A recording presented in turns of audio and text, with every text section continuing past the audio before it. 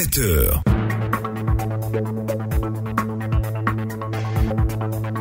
Vous êtes sur la radio numéro 1 sur l'info et le sport et vous suivez Radio Côte d'Ivoire. Nous ouvrons la deuxième session d'information sur Radio Côte d'Ivoire. Vous aurez la chronique scientifique, le paracétamol. Et bien, nous allons en parler avec Samba Koné dans la chronique scientifique. Vous aurez le sport avec Fernand Kouakou. Ce sera près de 40 minutes pour débattre sur tous les sujets en matière de sport. Denise de la Fafiette est avec nous pour le journal sur la radio nationale de Côte d'Ivoire. Bonjour Denise. Bonjour Thierry Angeval, bonjour à tous. À la une de cette édition, la Côte d'Ivoire accueille pour la première fois la 8e réunion annuelle du groupe de coordination des actions de lutte contre le travail des enfants dans la cacaoculture. Une rencontre pour renforcer la protection de ces tout-petits.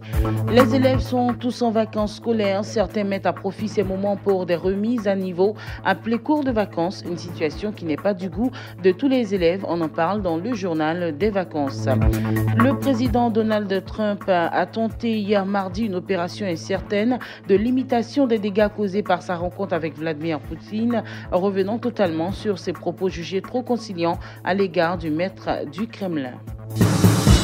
Vous êtes sur Radio Côte d'Ivoire et c'est le journal. Les chefs d'État ivoiriens et nigériens s'engagent à rapprocher leur peuple à travers plusieurs projets intégrateurs. Des projets relatifs aux infrastructures routières, aériennes et ferroviaires qui visent à faciliter le commerce et la circulation des personnes entre les deux nations. La nouvelle a été portée par le ministre des Transports du Niger, Mahamadou Karidjo, hier au sortir d'une audience que lui a accordée le président de la République, Alassane Ouattara. Écoutons Mahamadou Karidjo. Nous nous réjouissons en tant que ministre des Transports du Niger de voir que les deux présidents ont une attention particulière pour les transports, notamment les projets de communication, que ce soit les routes, les liaisons aériennes ou même les chemins de fer. Nous avons échangé sur les engagements des deux présidents à rapprocher les peuples, à soutenir des projets intégrateurs qui vont permettre à nos deux pays de mieux faciliter le commerce et la circulation des personnes. Ensuite, nous avons échangé sur les possibilités pour consolider, réhabiliter et prolonger les voies de communication, notamment les chemins de fer entre les différents pays de la sous-région.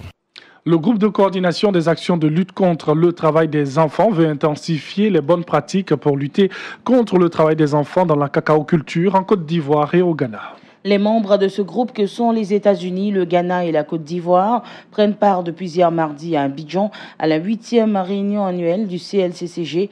L'objectif est de contribuer à renforcer la protection des enfants pour l'élimination des pires formes de travail et d'apporter une réponse durable à ce phénomène. Pour la présidente du Comité national de surveillance, la Côte d'Ivoire s'est résolument engagée dans le processus de rémédiation du phénomène du travail des enfants dans les champs et les plantations de cacao. Écoutons la première dame de Côte d'Ivoire, Dominique Ouattara. Nous avons mené de nombreuses actions. Dans le domaine de la prévention, par exemple, les campagnes de communication, d'information et de sensibilisation des populations à l'échelle nationale. Car pour nous, un enfant à l'école est un enfant protégé de la menace de l'exploitation. Dans le domaine de la protection de l'enfant, des actions de prise en charge des enfants victimes sont menées par le ministère de l'Enfant avec le soutien actif des ONG et des partenaires. Dans le domaine de la répression, la Côte d'Ivoire s'est dotée d'une loi spécifique portant sur l'interdiction des pires formes du travail des enfants. Celle-ci a déjà permis de condamner 93 auteurs de traite et d'exploitation d'enfants et également de secourir 83 000 enfants victimes.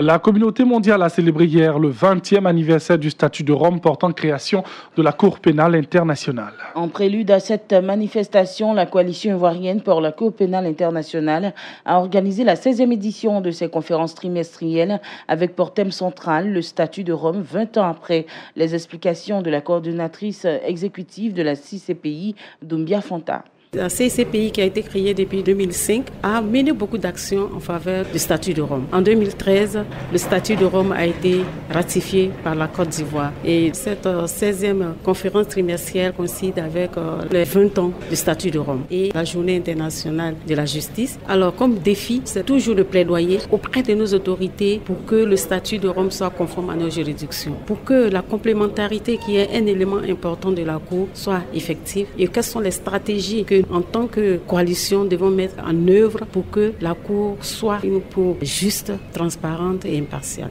Dans la Cour, il y a un déficit de femmes, donc c'est un challenge pour nous, pour que les femmes s'intéressent aussi à la Cour. Et voilà, il faut le dire que la cérémonie officielle a eu lieu au siège de la Haye, aux Pays-Bas, en présence du président du Nigeria, Muhammadu Buhari, qui a prononcé un discours. En 20 années d'existence, la CPI a compté 26 affaires à son actif, la plupart en phase de procès. Elle a émis 32 mandats d'arrêt pour 15 exécutés et 6 prisonniers en détention.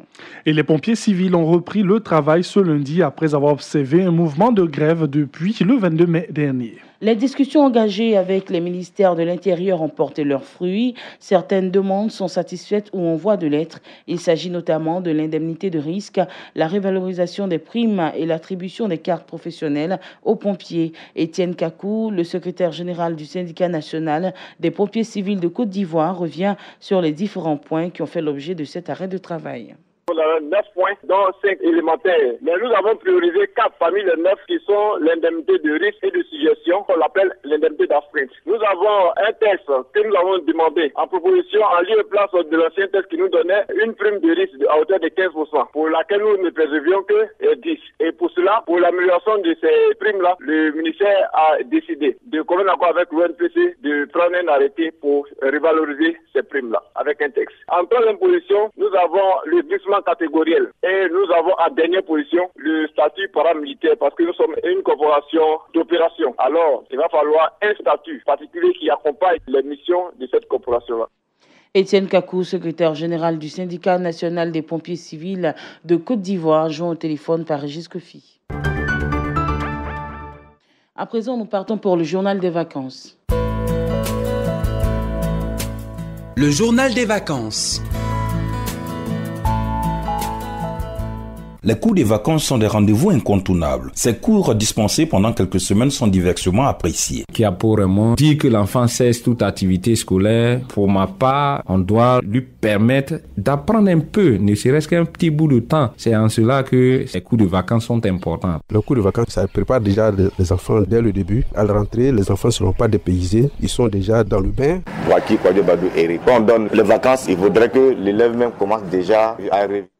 Et voilà toutes nos excuses. Nous partons donc pour le libellé de ce journal des vacances. Les cours de vacances, généralement appelés cours de remise à niveau, permettent à l'élève en congé de relever son niveau sur les disciplines ou les matières dans lesquelles il rencontre des difficultés et des problèmes de compréhension. Eh bien, certains élèves apprécient ces moments, mais pour d'autres, ces cours sont de trop. Rendons-nous justement à Bandoukou où nous retrouvons Méchac Steve pour ce journal des vacances. Le journal des vacances. Les cours des vacances sont des rendez-vous incontournables. Ces cours dispensés pendant quelques semaines sont diversement appréciés. Qui a pour moi dit que l'enfant cesse toute activité scolaire. Pour ma part, on doit lui permettre d'apprendre un peu, ne serait-ce qu'un petit bout de temps. C'est en cela que ces cours de vacances sont importants. Le cours de vacances, ça prépare déjà les enfants dès le début. À la rentrée, les enfants ne seront pas dépaysés. Ils sont déjà dans le bain.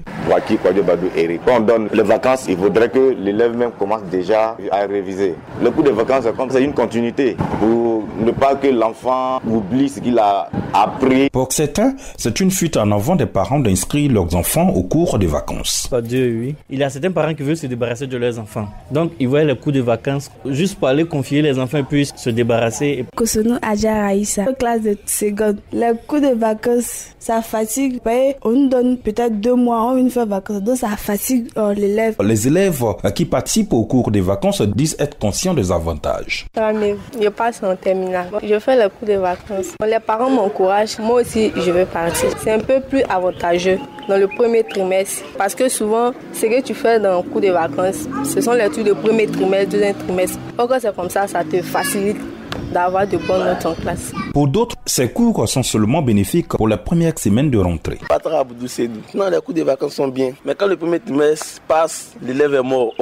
Ça veut dire qu'il tombe parce que les cours commencent à être accélérés. Donc il ne peut pas mieux comprendre par rapport aux cours de vacances. Deux fois même, la plupart des élèves ne retiennent rien. À l'école primaire catholique où nous avons fait un tour, plus de 225 enfants participent à ces cours et quelques difficultés sont constatées. Il faut dire que puisque les enfants sont venus de divers horizons, et ça cause un peu le problème parce que certains viennent avec beaucoup de lacunes, ils ne savent pas lire. Je pense parce qu'ils ont déjà l'esprit de vacances, donc ils ne sont pas disposés à étudier. Malgré ces quelques soucis, les cours de vacances sont véritablement appréciés par les parents. Les élèves que ça arrange, ça les fortifie encore plus parce que ça leur donne un plus pour pouvoir aborder l'année scolaire qui va reprendre. La plupart des parents d'élèves sont vraiment préoccupés par le cours de vacances. Quelque part aussi, ça épuise les enfants. Donc il faut faire au moins un mois pour pouvoir permettre aux enfants de se reposer un mois avant de reprendre les cours normaux. Une chose est de permettre à l'enfant d'avoir un bon niveau, mais une autre est de permettre à l'enfant de jouir pleinement des vacances après 9 mois d'apprentissage. Méchac Steve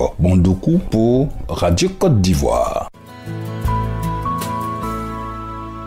Et nous allons à l'international. Le président américain Donald Trump a tenté hier mardi une opération incertaine de limitation des dégâts causés par sa rencontre avec Vladimir Poutine, revenant totalement sur ses propos jugés trop conciliants à l'égard du maître du Kremlin. Dans un moment pour le moins étonnant, le locataire de la Maison-Blanche a expliqué s'être mal exprimé quand il a dit n'avoir aucune raison de ne pas croire les dénégations de Vladimir Poutine sur une interférence de Moscou dans la campagne présidentielle américaine en 2016.